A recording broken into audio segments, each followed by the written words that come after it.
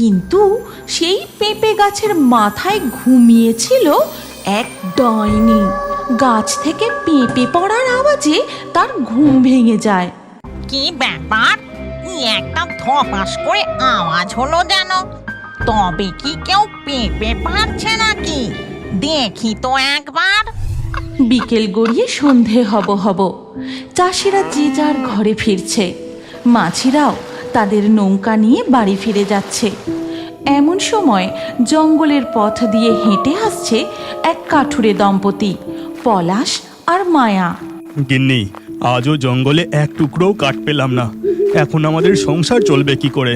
আমিও তো সেটাই ভাবছি, ঘরে এক দানাও চাল নেই। ভেবেছিলাম কাল বাজারে কাঠ বিক্রি করে চাল কিনে আনলে দুমুঠো ফুটিয়ে খাবো। এখন কি হবে? এই কথা ভাবতে ভাবতে তারা হাঁটতে থাকে।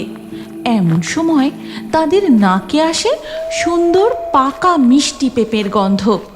সেই গন্ধ পেয়ে মায়া দাঁড়িয়ে পড়ে আর বলে, কি গো, একটা কেমন সুন্দর মিষ্টি গন্ধ আসছে না? হ্যাঁ গো, আমিও তো তাই পাচ্ছি, কিন্তু গন্ধটা কোন দিক থেকে যে আসছে। এরপর পলাশ আর মায়া সেই পেঁপের গন্ধ অনুসরণ করতে করতে এগোতে থাকে। আর কিছু দূর যেতেই তারা দেখতে পায় একটা বিশাল পেঁপের বাগান, আর প্রতিটা গাছে বেশ বড় আকারের পাকা টুসটুসে পেঁপে ঝুলছে।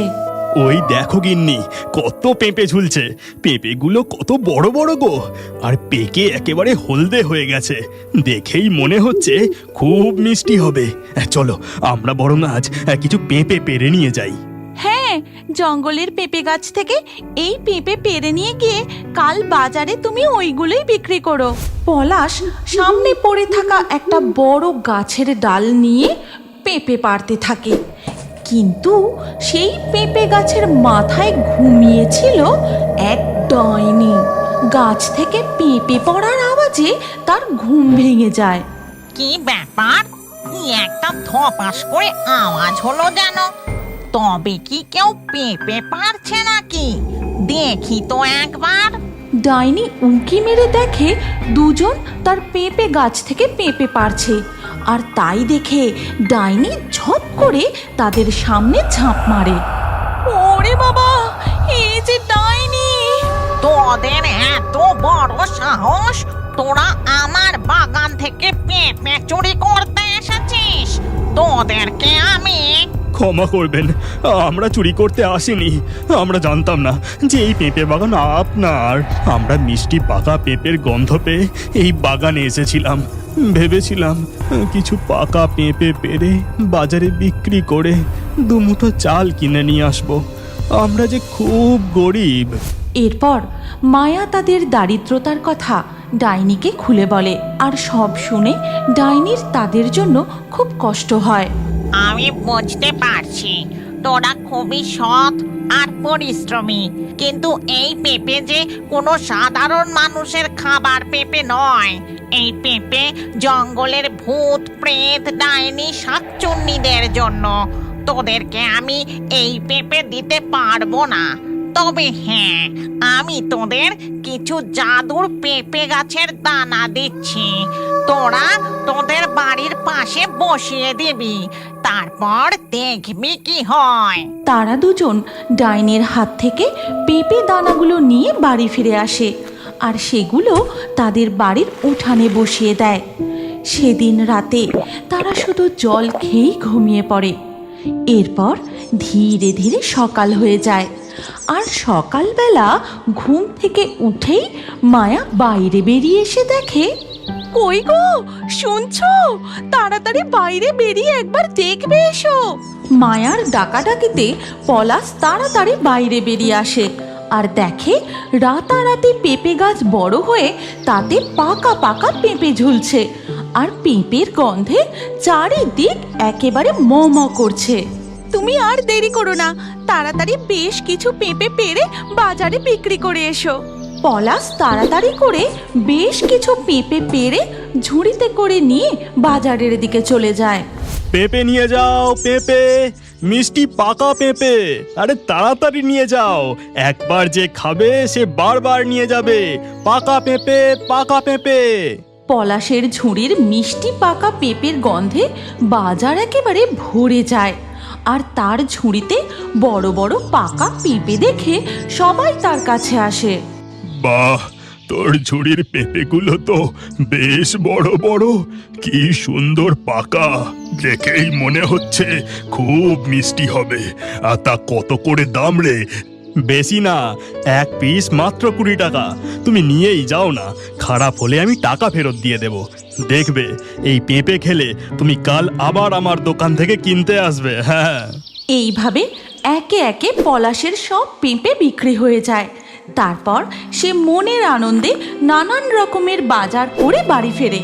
গিন্নি, ও গিন্নি, দেখো আমি কি নিয়ে এসেছি। আজ জমিয়ে রান্না করো, অনেকদিন ভালো মন্দ কিছু খাইনি। হ্যাঁ হ্যাঁ, আজ নানান রকমের রান্না করব, চলো এবার ভেতরে চলো। এরপর তারা দুজন ঘরের মধ্যে চলে যায়। এর পরের দিন সকালেও পলাশ ঝুড়ি ভর্তি করে পেঁপে নিয়ে বাজারে যায়। নিয়ে যাও, নিয়ে যাও, মিষ্টি পাকা পেঁপে নিয়ে যাও। পেঁপে, পেঁপে। পলাশদা, কাল তোমার থেকে 2টো পেঁপে নিয়ে গেছিলাম গো, এত মিষ্টি, বাড়ির লোক খেয়ে কি নাম করলো। আজকে আমাকে আরো 2টো পেঁপে দাও দেখি। ঠিক আছে, ঠিক আছে, এই নাও। আজকেও পলাশের সমস্ত পেঁপে বিক্রি হয়ে যায়। আর এইভাবে ধীরে ধীরে তাদের সংসারের অভাব ঘুচতে থাকে।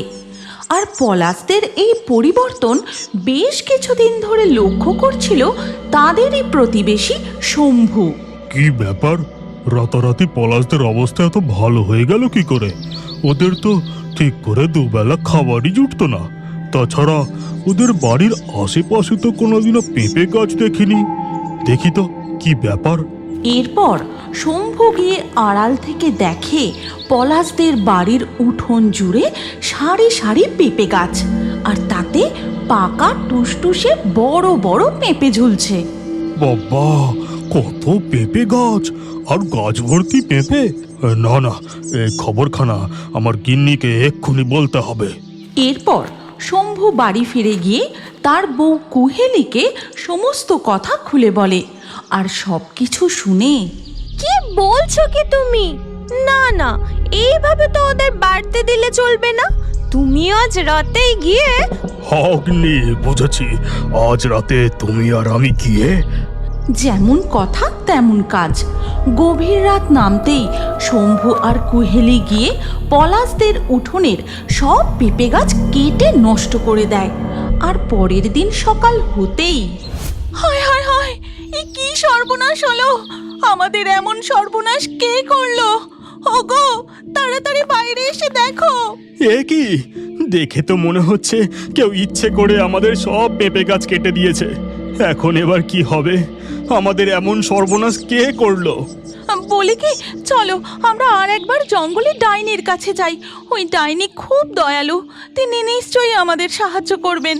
তারপর মায়া আর পলাশ জঙ্গলে আবার সেই ডাইনির কাছে যায় আর তাকে সমস্ত কথা খুলে বলে।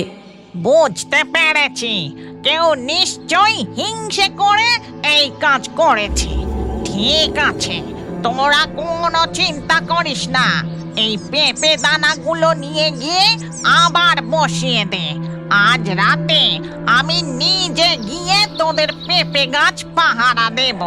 পলাশ আর মায়া সেই পেঁপে দানাগুলো নিয়ে আবার তাদের উঠানে বসিয়ে দিয়ে সেখান থেকে চলে যায়। আর সাথে সাথেই জাদুর পেঁপে গাছ বড় হয়ে গাছ ভর্তি পেঁপে হয়। তারপর ধীরে ধীরে রাত নেমে আসে। আর সেদিন রাতেও কুহেলি আর শম্ভু আসে পলাশদের উঠোনে। এ কি গো, এ আমি কি দেখছি? এরা কি জাদু জানে নাকি? কাল তো সব গাছ কেটে নষ্ট করে দিলাম, রাতারাতি আবার সব গাছ উঠে দাঁড়িয়ে পড়লো কি করে? চলো তো গিয়ে দেখি। এরপর তারা দুজন পলাশদের পেঁপে বাগানে প্রবেশ করে। কিন্তু সেই রাতে পেঁপে বাগান পাহারা দিচ্ছিল সেই ডাইনি। তবে রে, তার মানে তোরাই এই ভালো মানুষদের ক্ষতি করেছিলিস। দাঁড়া, তোদের মজা দেখাচ্ছি। শম্ভু আর কুহেলি তাদের বাগানের পেঁপে পাড়তে গেলে ডাইনি তাদের দিকে পেঁপে ছুঁড়তে থাকে। এ কি গো, ঝড় নেই জল নেই, এরকম পেঁপে উড়ে আসছে কোথা থেকে? আরে ওইসব দেখতে গেলে এখন চলবে না, আগে এই গাছগুলো কেটে নষ্ট করে দিতে হবে। হ্যাঁ, এরপর শম্ভু তার কুড়ুল নিয়ে আবার পেঁপে গাছ কাটতে গেলে হঠাৎ করে তার হাতের কুড়ুল উধাও হয়ে যায়। আর ঠিক তখনই তাদের সামনে ডাইনি ঝাঁপ দিয়ে নেমে আসে। তোদের এত বড় সাহস, তোরা হিংসে করে এদের পেঁপে বাগান নষ্ট করতে এসেছিস। আজকে তোদের আমি উচিত শিক্ষা দেব। এই কথা বলে ডাইনি তাদের দুজনকে শূন্যে তুলে ধরে, তারপর জাদু করে তাদের সামনে এক ঝাঁক মশা এনে দেয়।